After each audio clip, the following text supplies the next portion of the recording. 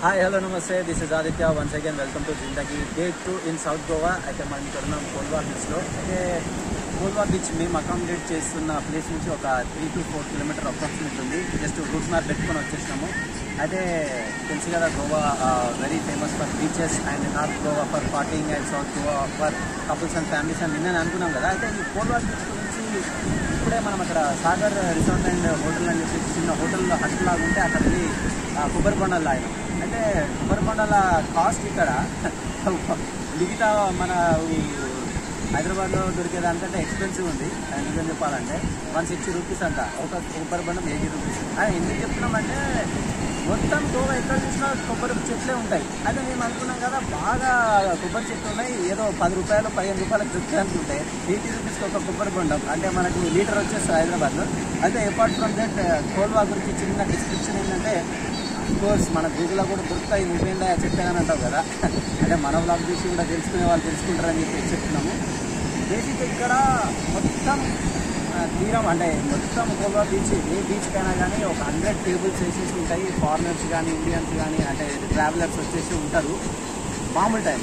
ఈ కోవిడ్ సిచ్యువేషన్లో 1% ఉందని చెప్పేసి మనకి ఇక్కడ మన ఇందాక అకామిడేట్ చేసిన చిన్న హోటల్లో మన తెలుగువాడు ఎదురైండు, చెప్పిండు, అన్న ఇక్కడ మస్తు ఉంటుంది అన్న, ఇది మామూలు టైంలో కానీ కోవిడ్ చేయడం వల్ల 1% ఉన్నారు ట్రావెలర్స్, టూరిస్టులు అని. అఫ్కోర్స్ అది కూడా మనకు కలిసి వచ్చింది. ఎందుకంటే ఈ గజిబిజి గందరగోళంలో చూసేదానికంటే ఇట్లా పీస్ఫుల్ వెదర్లోనే ఇట్లాంటి నేచర్ని ఎంజాయ్ చేయడం ఇంకా బాగుంటుంది. అయితే కోల్వా బీచ్ గురించి ఇది అప్డేటు. సైట్ సీయింగ్కి, ఫుడ్కి, మంచి రెస్ట్ తీసుకోవడానికి, హ్యాపీగా సైట్ సీయింగ్ చేయడానికి ఫ్యామిలీస్కి ఒక్కసారి చూద్దాం మనం ఎట్లున్నది ఏం కదా. అంటే సముద్రం ఎక్కడైనా సముద్రం, కాకపోతే ఒక్కొక్క దానికి ఒక్కొక్క స్పెషాలిటీ కూడా ఉంటుంది. కొన్ని చోట్లల్లో ఏంటంటే మనకి బ్లూ ఈష్ వాటర్ కనిపిస్తుంది, అండ్ ఇంకొక దగ్గర సన్సెట్ అనేది బ్యూటిఫుల్ కనిపిస్తుంది. అంటే కోల్వా ఏంటంటే ఇక్కడ హార్బర్ అంటే షిప్పింగ్ కానీ అండ్ ఫిషింగ్ కానీ, అంటే డైలీ ఫిషర్ మ్యాన్స్ ఉంటారు కదా మనకి ఇక్కడ గోవాలో అండ్ కోల్వా ఏరియాలో. వాళ్ళు ఫిషర్ మ్యాన్స్ రష్ ఎక్కువ ఉంది. అండ్ ఈరోజు అంటే మనం తీసే టైంకి మండే మార్నింగ్ అప్రాక్సిమేట్లీ 11:30 అవుతుంది. అప్డేట్ చేసే టైంకి ఏ టైం అవుతుంది తెలియదు, కానీ రష్ అయితే కూల్ అండ్ కామ్గా ఉంది, చాలా బాగా అనిపిస్తుంది.